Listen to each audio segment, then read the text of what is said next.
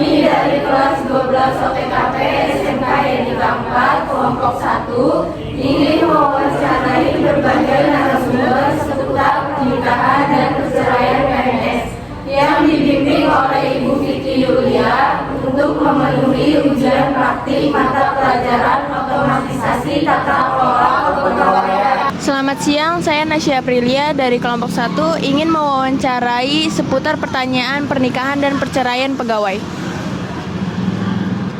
Baiklah, langsung saja ke narasumber pertama. Sebelumnya Ibu dengan siapa? Ibu dengan Bu Vera, pengajar dari SMK Yadika 4. Saya ingin mewawancarai Ibu seputar pertanyaan perkawinan dan perceraian pegawai. Apakah Ibu bersedia?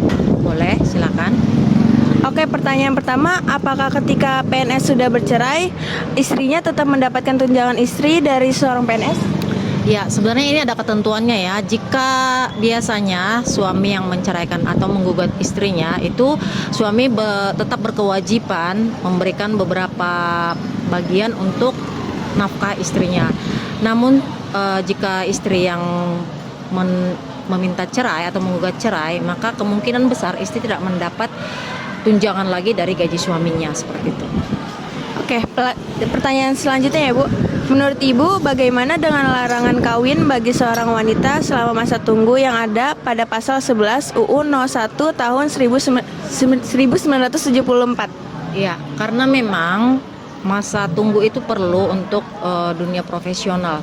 Jadi sah-sah aja itu berlaku dan tidak merupakan suatu pelanggaran, karena memang seperti tadi Ibu bilang, dunia profesional membutuhkan bagaimana penilaian kinerja untuk seorang ASN atau PNS. Jadi membutuhkan waktu, dan masa tunggu itu boleh-boleh saja. Oke, baik. Pertanyaan yang ketiga, apakah pegawai negeri sipil pria boleh beristri lebih dari satu? Tidak boleh. Menurut Ibu tidak boleh ya, karena sesuai aturan pemerintah juga tunjangan istri itu hanya untuk satu istri gitu.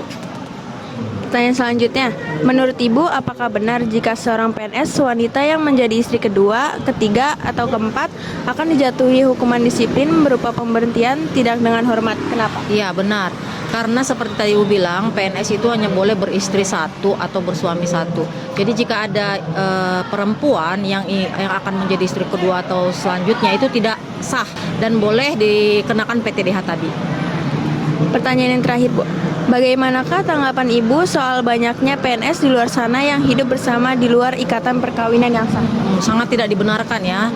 Dan menurut Ibu itu harus diberikan sanksi. Jika boleh seperti yang sebelumnya, PTDH juga, karena itu melanggar aturan negara dan aturan agama. Terima kasih Bu untuk pertanyaan dan jawabannya. Sama-sama. Baik, untuk wawancara selanjutnya akan dilanjutkan oleh rekan saya. Oke, terima kasih untuk rekan saya. Wawancara selanjutnya akan dilanjutkan dengan saya Juliana Nanda Putri. Untuk pertanyaannya seputar pernikahan dan perceraian pegawai PNS. Berikut narasumber yang kedua. Ibu bisa silakan perkenalkan diri terlebih dahulu. Oke, Assalamualaikum warahmatullahi wabarakatuh. Perkenalkan, nama Ibu adalah Ibu Feby. Ibu di SMK Yadika 4 ini sebagai guru produktif perkantoran atau MPLB. Silakan. Oke, Ibu. Izinkan saya bertanya ya, Ibu. Apakah ketika PNS sudah bercerai dengan istrinya, tetap mendapatkan tunjangan istri dari seorang PNS? Ya, dalam peraturan pegawai negeri sipil, seorang istri atau dikatakan mantan istri, dia tetap mendapatkan tunjangan dari mantan suaminya, tetapi tidak full, yaitu 1/3 dari tunjangan tersebut. Oke, baik. Menurut Ibu, bagaimana dengan larangan kawin bagi seorang wanita selama masa tunggu yang ada pada pasal 11 Undang-Undang Nomor 1 Tahun 1974? Oke, kalau menurut undang-undang tersebut, memang pegawai negeri sipil itu atau PNS itu, dia itu ada masa tunggunya dari dia cerai ya. Yaitu masa tunggunya selama 130 hari atau dalam waktu 4 bulan lebih lah ya. 4 bulan lebih 10 hari. Oke, baik Ibu. Apakah pegawai negeri sipil pria boleh beristri lebih dari satu, Bu?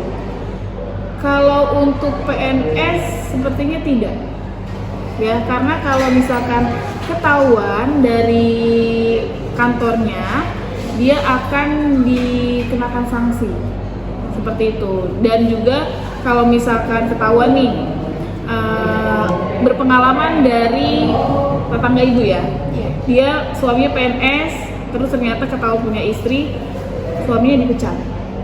Tetapi kalau istrinya menutupi, nah suaminya itu tetap dipekerjakan tapi tidak ketahuan dari kantor.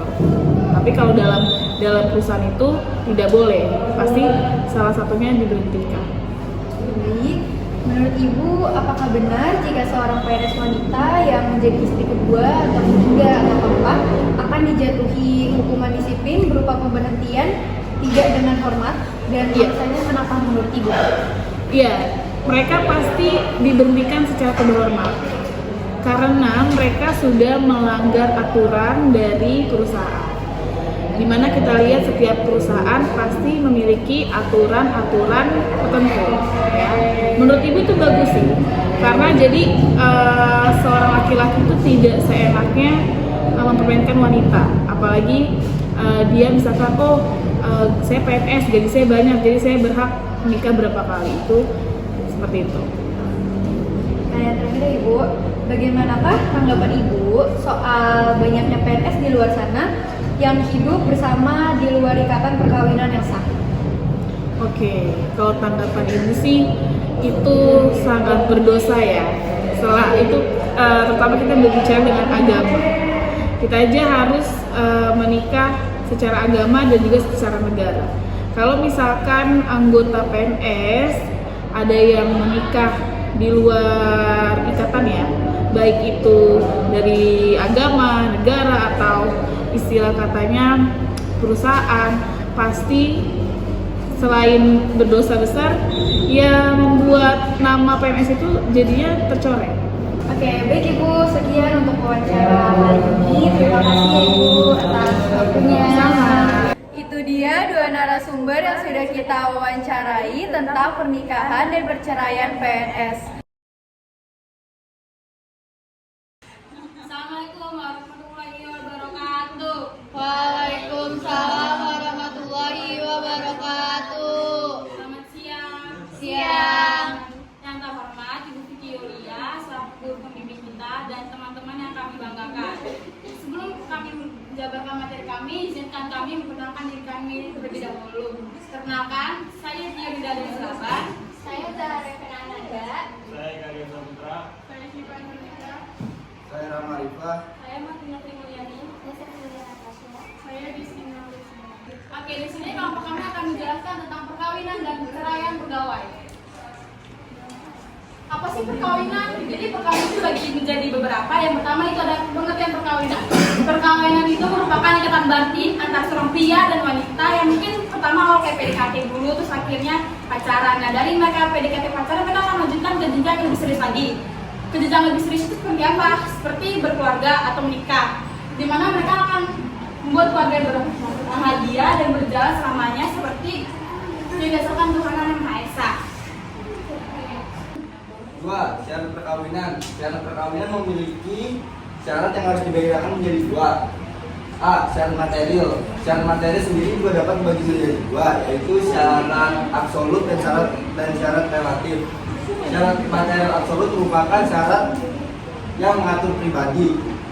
Seseorang harus dilakukan untuk perkawinan pada umumnya. Syaratnya yakni 1. Ada monogami, 2. Persetujuan antara kedua calon, 3. Kedua calon mempelai harus memenuhi kriteria umur yang sudah diatur. B.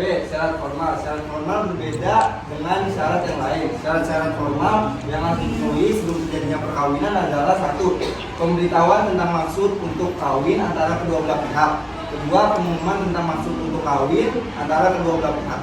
Ada syarat hukum perkawinan. Yang pertama ada kesusilaan. Ada terpenting dalam perkawinan karena kesusilaan tidak terdiri dari kedua calon mempelai, namun juga dari kedua belah pihak keluarga. Yang kedua asas persetujuan. Persetujuan kedua belah pihak merupakan unsur kedua dari asas pertama tadi, yang mengartikan bahwa tidak boleh ada paksaan dalam melakukan pernikahan itu sendiri. Yang ketiga, atas kebebasan memilih pasangan. Islam telah mengatakan dalam As-Sunnah bahwa seseorang diperbolehkan menolak perkawinan dengan orang yang tidak disukainya atau tetap memilih untuk menikah dengan orang tersebut. Menentukan terdapat permintaan suami istri. Permintaan ini menyebabkan kedudukan suami istri dalam beberapa hal adalah sama. Namun tetap saja dalam hal yang lain kedudukan tersebut berbeda. Suami menjadi kepala keluarga, istri menjadi kepala dan penanggung jawab dan rumah tangga besar. Yang keempat, laporan pegawai negeri sipil. Pegawai negeri sipil yang hendak melangsungkan perkawinan, yang pertama diwajibkan untuk melaporkan kepada pejabat secara hierarkis. Pegawai negeri sipil diberi waktu 1 tahun. Berikut laporan yang hendak diserahkan kepada pejabat yang terkait dengan yang pertama, salinan sah, surat nikah atau akta perkawinan, terus untuk tata naskah masing-masing instansi yang membutuhkan. Yang kedua ada pas foto suami atau istri ukuran 3x4 cm sebanyak 3 lembar, itu 1 lembar untuk tata naskah kepegawaian dan 2 lembar lainnya dikirim ke badan kepegawaian negara untuk kartu hidup, kartu istri, atau kartu suami. Selanjutnya pengertian perceraian adalah putusnya ikatan perkawinan antara suami istri dengan keputusan pengadilan dengan adanya cukup alasan yang menyatakan bahwa di antara suami istri tidak dapat hidup rukun lagi sebagai suami istri. Materi selanjutnya adalah akibat perceraian. Akibat perceraian ialah bagi si istri dan harta kekayaan, dan perceraian yang kedua ialah terhadap anak-anak yang belum dewasa. Syarat-syarat perceraian. Putusnya perkawinan karena perceraian diatur dalam pasal 39 sampai dengan pasal 41 Undang-Undang Nomor 1 Tahun 1974 tentang perkawinan Jo.